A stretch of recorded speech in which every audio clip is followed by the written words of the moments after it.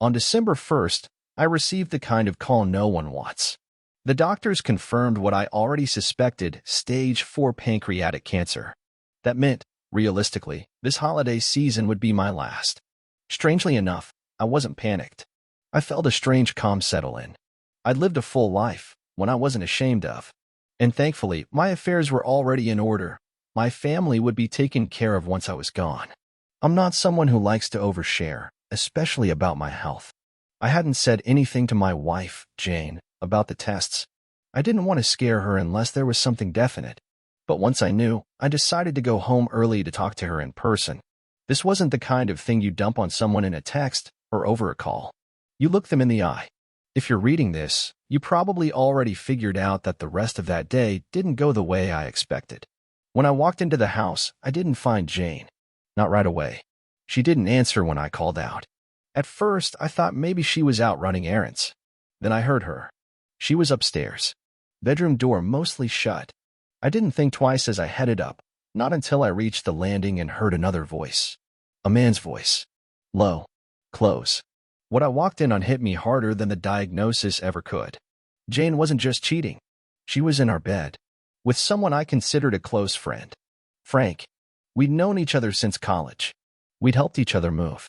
I'd loaned him money once to cover a car repair. We'd shared holidays.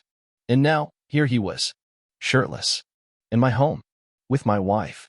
They didn't notice me at first. They were tangled up in each other. Laughing like teenagers. I stood there in the doorway. Quiet.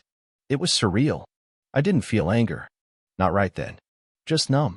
After a few seconds, Jane turned her head and saw me. She froze. Her face dropped like all the color drained out at once. Frank scrambled, fumbled for his jeans. I didn't say a word. Just turned around and walked out. The funny thing is, before that moment, I thought nothing could top the shock of being told I had months left to live. I was wrong. I didn't go back to the house that night. I couldn't. Instead, I drove around with no destination in mind. Just me, the dark roads, and the kind of silence that swallows you whole. I ended up at a 24-hour diner on the edge of town. Ordered coffee I didn't drink and stared out the window for an hour straight. I wasn't trying to make sense of anything. I wasn't capable of it yet. Jane's betrayal hit me harder than the cancer ever could. With the diagnosis, I still had a measure of control. I could choose my treatments, plan the time I had left, decide how to go out. But this stripped everything. The life I thought I had, the woman I believed in, the future I assumed we'd face together, all fake. An illusion I hadn't seen through until it collapsed right in front of me. And maybe that was what hurt the most, that I didn't see it coming. Around 3 a.m., I finally headed home. The house was dark. Her car was gone. I walked in quietly, not out of courtesy, but because I didn't want to wake a life that didn't exist anymore. The bed was made, as if nothing had happened. In the morning, Jane texted me like we hadn't spoken in years. Can we talk? I didn't answer. She sent another. Please. I want to explain. What was there to explain? The sight of her with Frank said more than words ever could. I didn't respond. And I didn't need to. Later that day, I visited a lawyer. Not to file anything yet, just to ask questions. Mostly about property. Bank accounts. What would happen if someone died and hadn't changed their will? The lawyer gave me the details. Didn't ask many questions. I appreciated that. By the time I got back home, Jane was waiting. She looked nervous. Guilty. Cornered. She opened her mouth like she wanted to speak, then stopped. Finally, she said, "It didn't mean anything." I laughed. Not because it was funny, but because it was pathetic. You think that makes it better? She looked down. Couldn't hold my eyes. I made a mistake. More than one. Silence. Then she tried again. I still love you. That part almost got me. Almost. But then I remembered the way she laughed with him. The comfort. The familiarity. The kind of closeness that doesn't happen overnight. How long? She didn't answer right away. Jane. How long? 6 months. I nodded. That was all I needed to hear. She reached for me. I stepped back. Don't, I said. She looked like she wanted to cry. I turned away before she could. I'd already seen enough. That night, I sat at the kitchen table and wrote out everything that needed to be done. Not out of anger. Not revenge. Just clarity. The life I thought I was leaving behind because of cancer? Turns out it wasn't real anyway. I still had time, and I was going to use every last day to set things right. The next morning, I got up early. Earlier than usual. Jane was still asleep, or pretending to be. I made coffee, sat at the table, and opened my laptop. I had work to do, not for my job. I'd already quietly stepped away from that. My boss understood when I told him it was medical. He said to take all the time I needed. No, this was personal. I started with the bank accounts. I'd always handled our money. Jane preferred to let me take the lead, said numbers made her head hurt. I checked our balances, confirmed the recurring transfers, looked at her credit card activity. Nothing obvious, nothing new. But then I saw it, a few ATM withdrawals from across town. Not suspicious by themselves, but the timing lined up with nights she said she was visiting her sister. She didn't have a sister in this state. Strike one. Next, I reviewed our will. The old version still listed her as sole beneficiary. That wouldn't do. I called the lawyer. I'd like to make some updates, I said. Sure thing. We'll get it drafted. I want everything rerouted. Life insurance, savings, house. All of it. Who should it go to? My niece. Everything. He didn't ask why. Didn't have to. After that, I made a call to the HR department from my former job. Asked about pension options. They told me what I needed to hear. I had full control. Jane would get nothing unless I designated her, which I didn't. I spent the next few days reviewing everything we owned. Cars, investments, the house. I didn't touch them yet, but I made plans and backups. I wrote letters, scheduled emails, drafted messages I'd send if things got worse. All the while, Jane acted like nothing happened. She moved through the house like she always had, made dinner, watched shows, left half-finished wine glasses on the counter. Sometimes she'd try to sit beside me on the couch. I'd shift away. She noticed, said nothing. Neither did I. We hadn't talked about Frank since that first conversation. She never mentioned him again. Like if she didn't say his name, I'd forget he existed. I didn't. And I wouldn't. I didn't raise my voice. Didn't confront her. Didn't accuse. I just observed. Listened. Made notes. Every lie. Every move. Every change in routine. You learn a lot about someone when you stop reacting and just pay attention. What I learned. Jane wasn't sorry. She was scared. Scared I'd leave. Scared I'd die and leave her with nothing. Scared she'd be found out. But she wasn't ashamed. Not really. And that told me everything I needed to know. So I kept planning. Not to hurt her, but to make sure that when I was gone, she'd feel the loss exactly where she cared most. In her comfort. In her control. In the silence I'd leave behind. A week later, I met with my niece in person. She didn't know about the diagnosis yet. She greeted me with a smile and a hug, the kind that told me she still believed we had years ahead of us.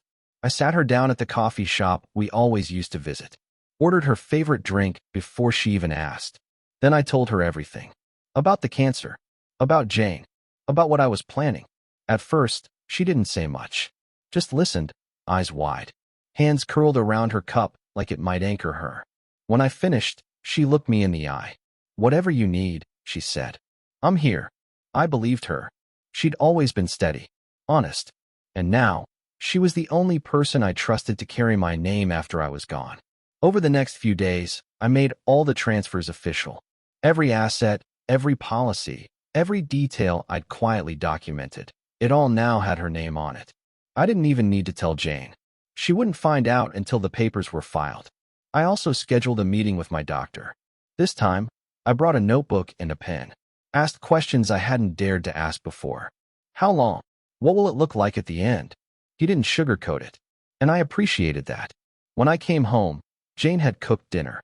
She was wearing the necklace I'd bought her for our 10th anniversary, the one she'd said she lost 6 months ago. She set a plate down in front of me, kissed my cheek like nothing had happened. Thought you might be hungry. I nodded, thanked her, and didn't touch a bite. Later that night, I sat on the porch and listened to the wind move through the trees. It was the first moment of peace I'd felt in a while. Not because anything had been fixed, but because I finally had a plan. Jane thought she'd won. Thought I was still under her spell, or too weak to do anything about it. But the truth? She had no idea who I was anymore. And I wasn't about to remind her. I was going to show her. Christmas came. The lights were up. The tree was trimmed. Jane played her favorite holiday albums like she always had. To anyone else, we looked like the same couple we'd always been.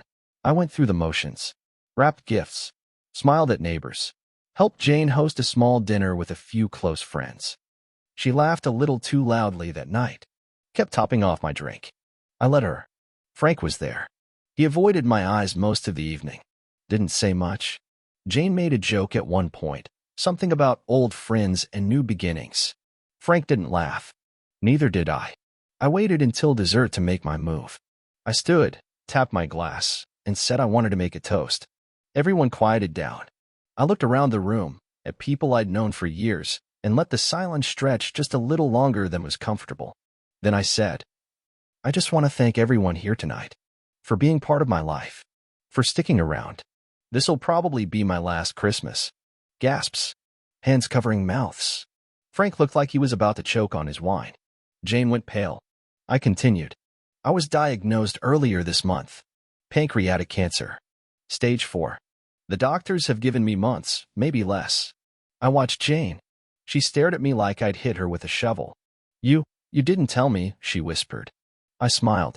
No, I didn't. The room was dead quiet. Then someone started crying. Jane just sat there, stiff as stone, eyes still on me. We'll figure it out, she said finally. It's already figured out, I told her. Then I raised my glass. To truth. And to time. May we use both wisely. We didn't speak much after that. People left slowly, hugging me like I was already gone. Frank slipped out without a word.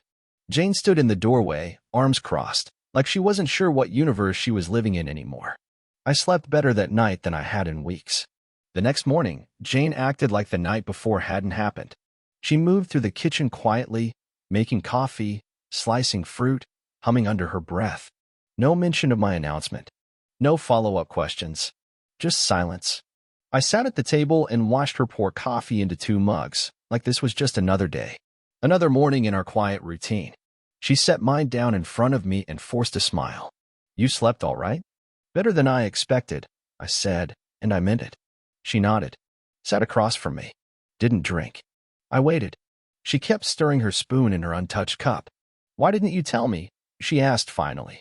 Would it have changed anything? I replied. She flinched. Barely. But I caught it. I had a right to know. Did you? I looked her in the eye.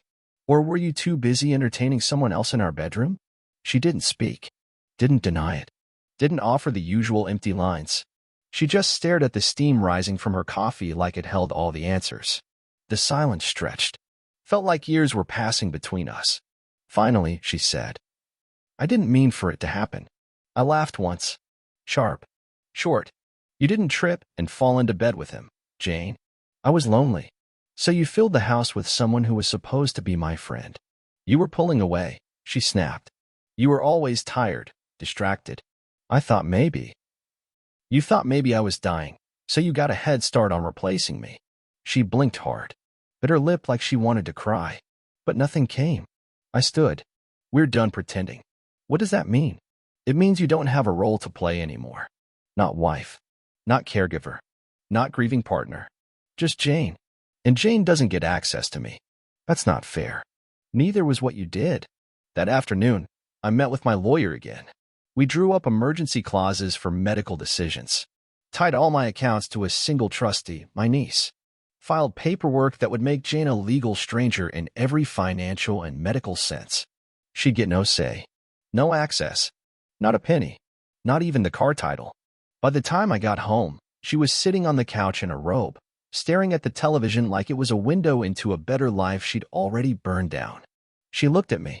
So what now? Now, I said. Now you start realizing what it feels like when someone doesn't save you. She opened her mouth. Closed it. She didn't have a script for this version of me. The version that didn't beg. Didn't yell. Didn't need her. Over the next several days, Jane tried to reset things. She'd cook dinner, leave it covered on the counter. Fold laundry that didn't need folding. Casually drop comments like, I've been thinking about repainting the hallway.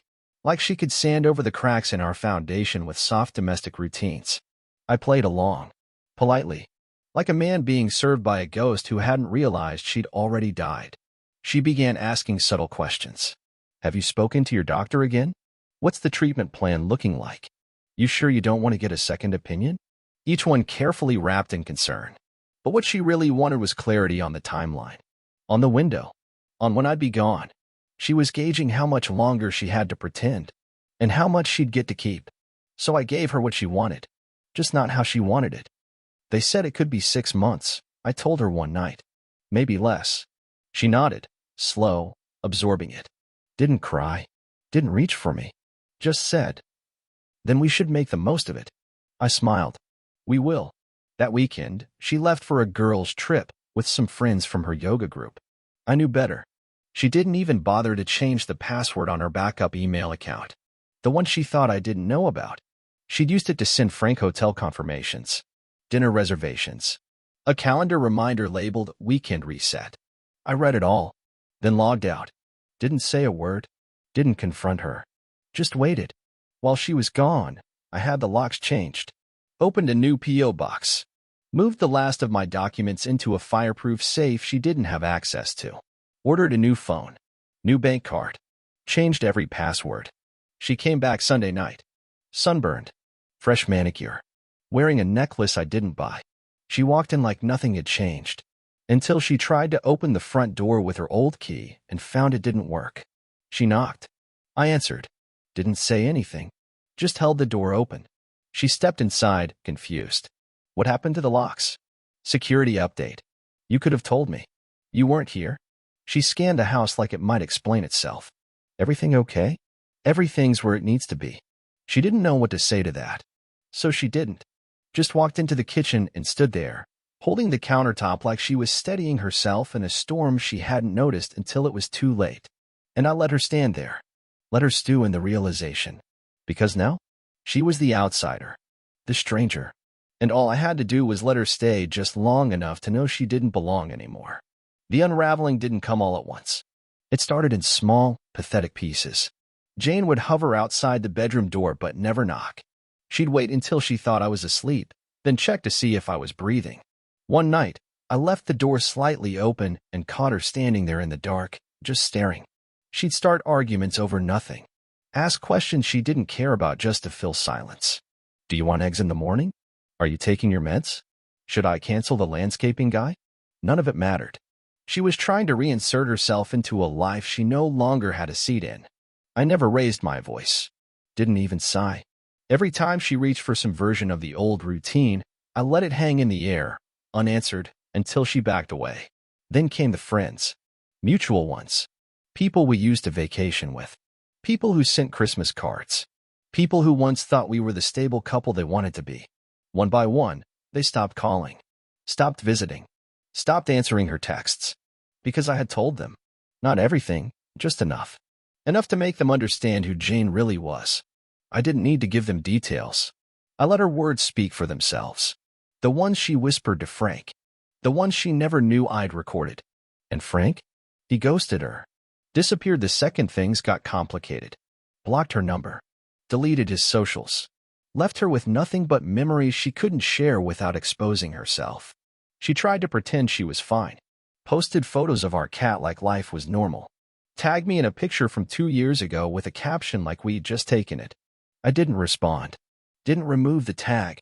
Just let it sit there, like a digital ghost mocking her. Then came the spiral. She stopped cooking. Stopped folding laundry. Spent hours pacing the hallway outside my office like a dog locked out of the room it used to sleep in. Once, I found her on the kitchen floor, barefoot, crying into a dish rack. She tried to apologize. Started with the words, "I didn't mean to." I raised a hand. "You meant every second of it. You just didn't think you'd get caught." After that, she started sleeping on the couch. Stopped brushing her hair. Stopped pretending. She was hollow.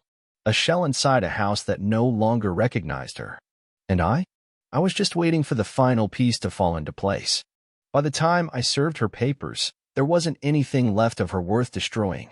She looked at the envelope like it was written in a language she'd forgotten how to read. "What is this?" "Closure," I said. Inside was everything. Divorce documents. Asset division, or rather, removal. Because there was nothing left to split. The house was no longer in both our names. The accounts had long since been rerouted.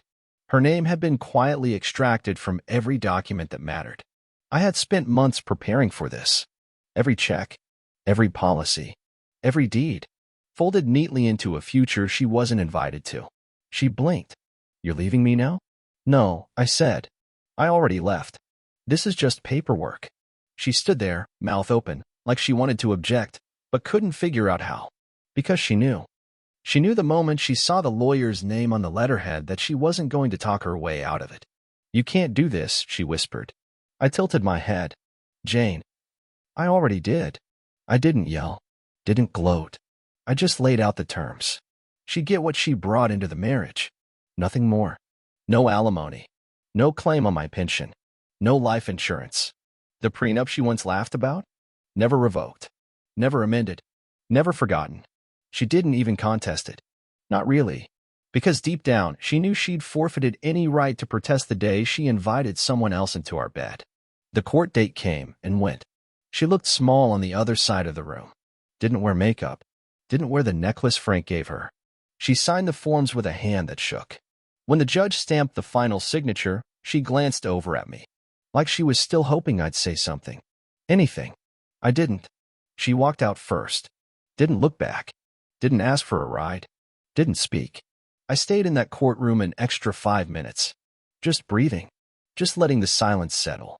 And when I stepped outside, the sun was shining. And for the first time in a long time, I felt clean. Some people think revenge needs to be loud. They picture broken plates, slammed doors, screaming matches in the middle of the street. I used to think that too. But now, I know better. The most effective revenge is done in silence. It's measured, strategic, untraceable. It's sitting at the breakfast table weeks after she's gone, drinking coffee, knowing she'll never find another man who loved her enough to destroy her this quietly. Jane moved out 2 weeks after the final hearing. Didn't tell me where she went. I didn't ask. She left behind a drawer full of sweaters, 3 bottles of shampoo, and a shoebox of birthday cards I'd written her over the years. I threw them out. Not out of bitterness. Just because they didn't belong here anymore. The house is quiet now. I keep it that way. No music. No photos of us. No reminders of the roles we once played. I cook what I want. Watch what I want. Sleep when I feel like it. I started walking more. Down the neighborhood path she used to avoid. Past the lake she never wanted to stop and look at. I take my time. I nod at neighbors. They nod back. They know. They don't ask questions. Sometimes, I still wake up at 3 a.m., expecting to hear her voice from the hallway. That fake soft tone she used when she thought I was too weak to fight back. But now, the only sound in the house is mine. Breathing. Moving. Living. People ask if I'm angry. If I regret anything. If I do it differently. No. To all of it. Because what I did wasn't revenge. It was survival. And survival, when done right, looks a lot like peace. She thought I'd die quietly. Instead, I buried her first. Socially, legally, emotionally. And I did it without ever raising my voice. That's not vengeance. That's precision. That's the last word. And I already said it.